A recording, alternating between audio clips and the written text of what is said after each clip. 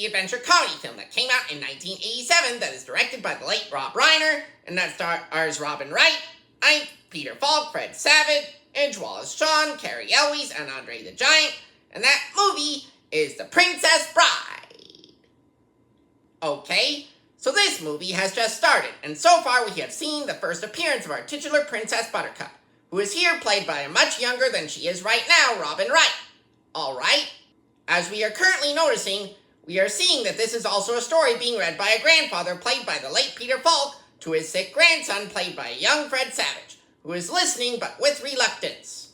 Buttercup is currently blindfolded while a crafty criminal named Vizzini, who is a secondary character played by Wallace Shawn, who also plays Rex in the Toy Story films, is conversing with a man who is wearing a black face mask.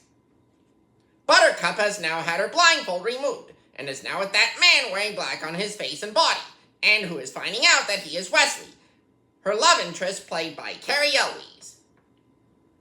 Now they have raced along the ravine floor, and are also coming across a pretty creepy looking forest, but at least Westley is also hacking at vines in it with his sword. Look at this!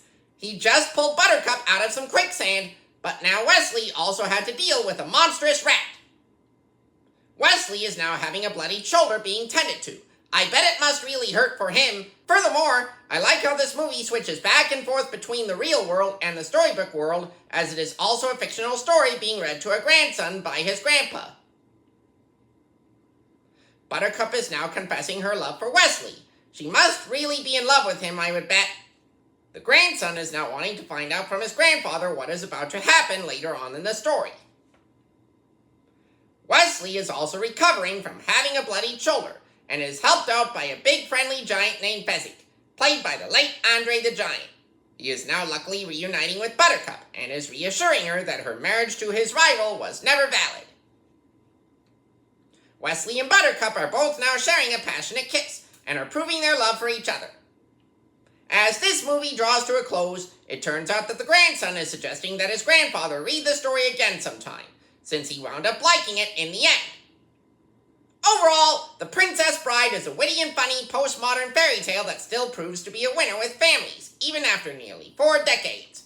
Join me next time when I review Dances with Wolves. I'm Flick James Flick, your one and only movie reviewing secret agent out there.